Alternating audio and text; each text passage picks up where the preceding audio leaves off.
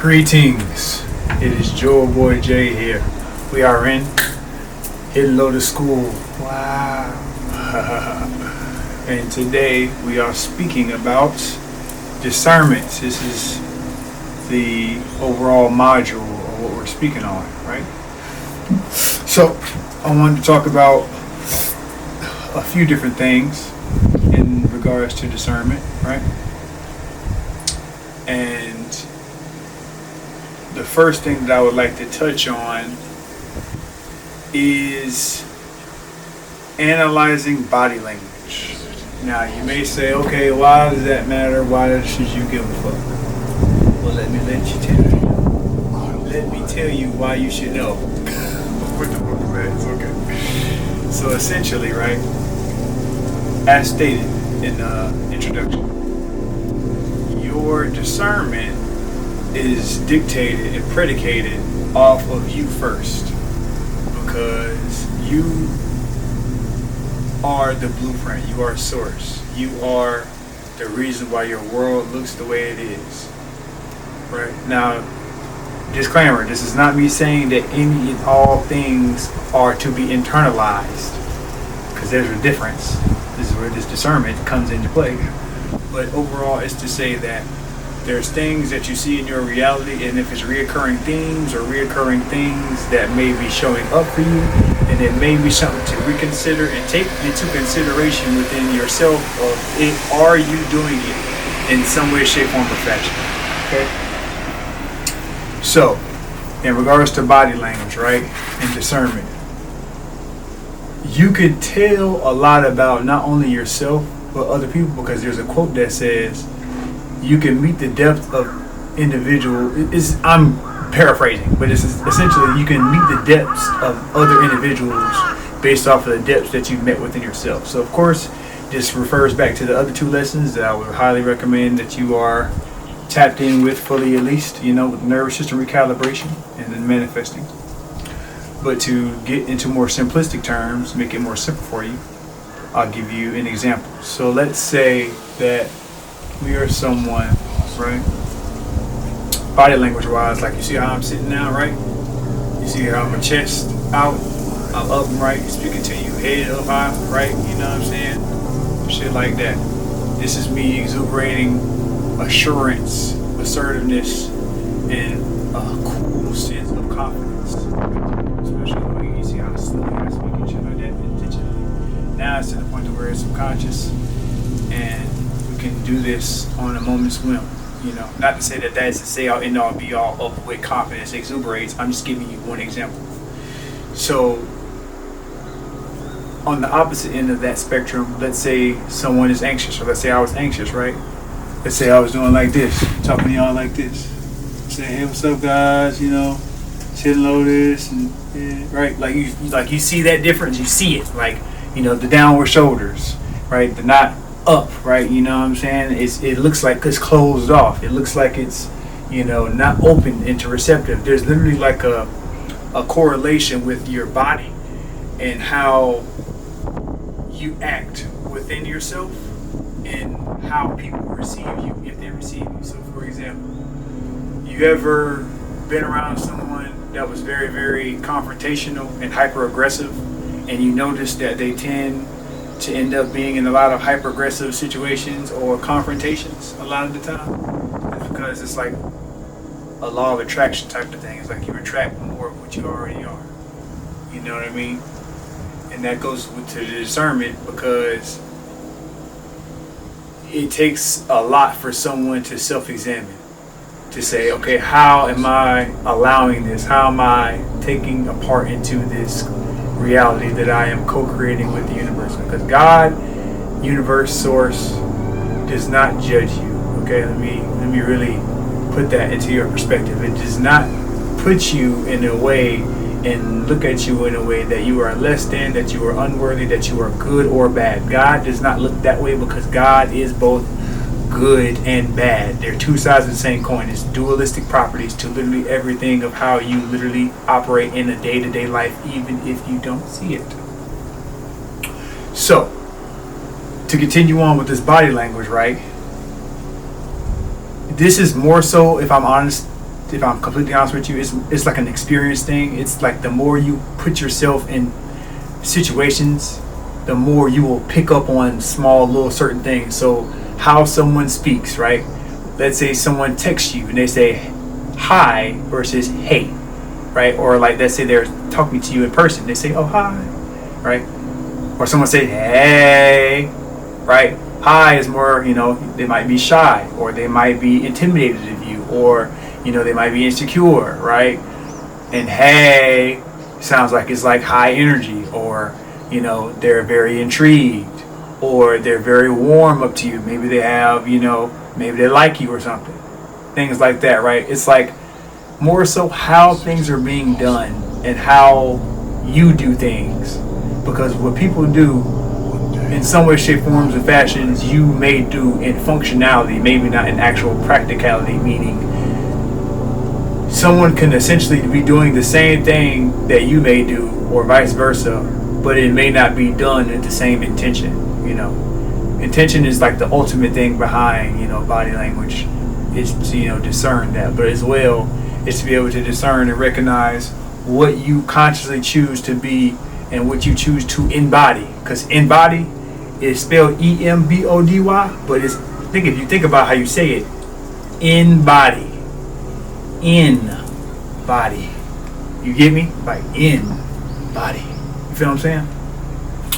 So you want to question intentions, right? And another aspect about this is like, do you say what you mean, or other people? Either or, like I said, vice versa. We're all reflections. There is no separation. Are you speaking what you mean, or are you speaking like how you mean what you say? So I'll give you an example. Let's say I'm saying, God damn, it's cold. Right? I'm saying what I mean. I'm meaning to tell you, damn, it's cold. Right now, I ain't gonna lie, it's not cold, but it's a little chilly. But just to give you an example, right? Or let's say, meaning what I say, like, let's see.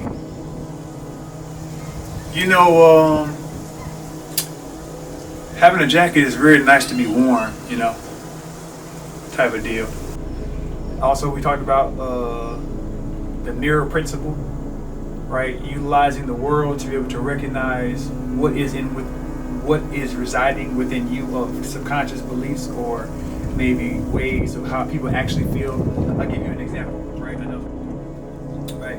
Let's say you talk to someone and you honestly really didn't want to talk to them, but you say, fuck it, I'll talk to them anyways. And then let's say you're speaking to this person, and this is some discernment right here for you, a little game. Let's say that their feet are pointed, both feet are pointed left while they're speaking to you.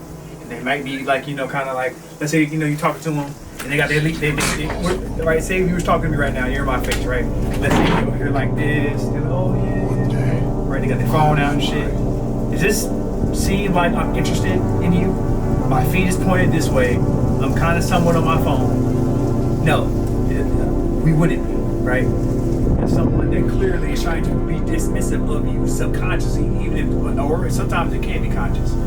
That's where you kind of, discern and just analyze more and just observe. And the biggest thing I can say about that, of like the discernment piece, is more so about being in your natural state, which is neutrality. Because neutrality has no allegiance to no sides, meaning you're not attaching on to the notion that something is good, or someone is good, or something is bad, or someone is bad.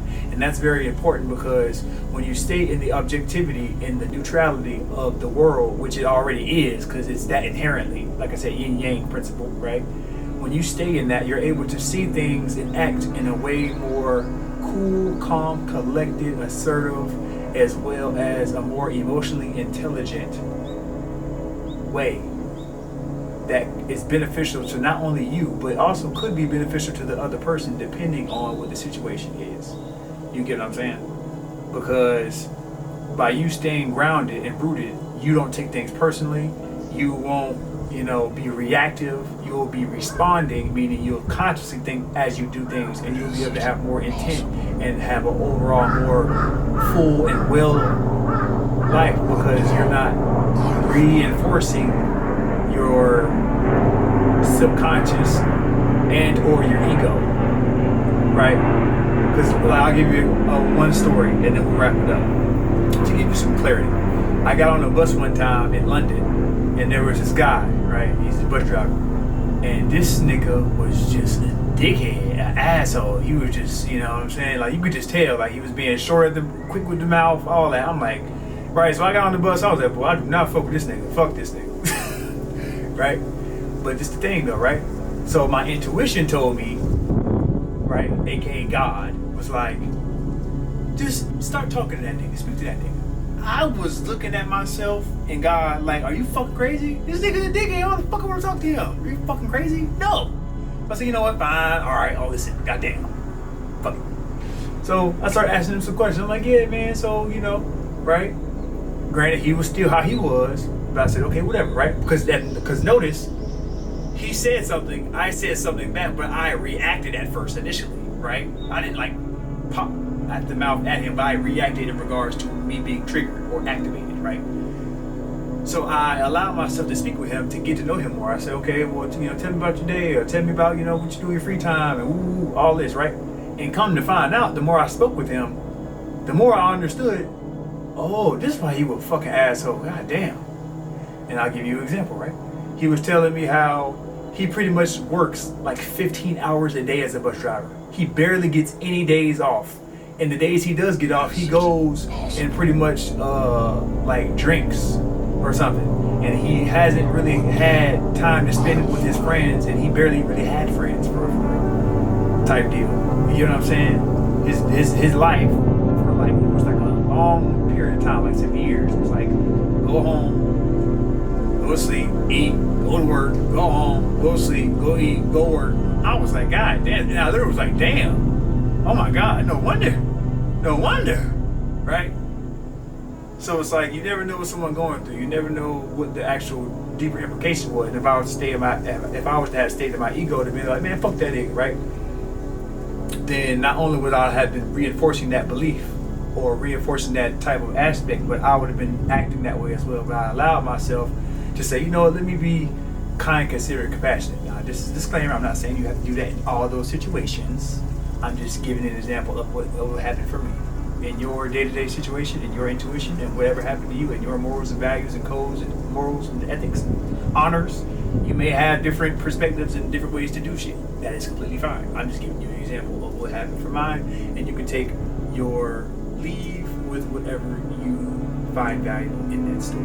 You get what I'm saying? But the essential aspect of it is to be able to stay open, to be able to hear and see more, because you can learn something. And what I learned from that situation as a lesson was, don't be so quick to label someone something after just a few interactions, because if you get the deeper stories of why certain people are the way they are, you will understand completely why they are the way they are, and you'll have more sympathy for them and more empathy. And you'll be like, damn, it's fucked up, you know, type shit, you know. Now, granted, of course, that don't ever justify certain people's behaviors, but it allows you to understand the behaviors and put more ease on yourself. And that's ultimately what it's about. Other people have their own choices to make, and that is completely fine, but we also have our choices to make. People's choices of what they do are reflections of them, and our choices of what we do reflects us. And that's also a part of that discernment, right? It's about how we choose to navigate the world, what we choose to embody being in the world, and not allowing the world to define us, whether that's our emotional state, our physical state, and our physical well-being, or our worth and worthiness to ourselves. So as a last pulling this all together, we talked about body language and overall, right, intention with being us, rooted in us, aka ourselves, okay? We talked about questioning that intention of you, having the mirror principle of the world, using the world as a mirror and reflecting, right? And we also talked about overall how body language within us can show a lot about us, and how body language within other people can help show about other people for better understanding and better overall life navigation. So I'm grateful that you received this message. And I'm grateful, and I know that you may have taken something from this. If not, well, apologies, but I know you probably did. And I will see you in the next one.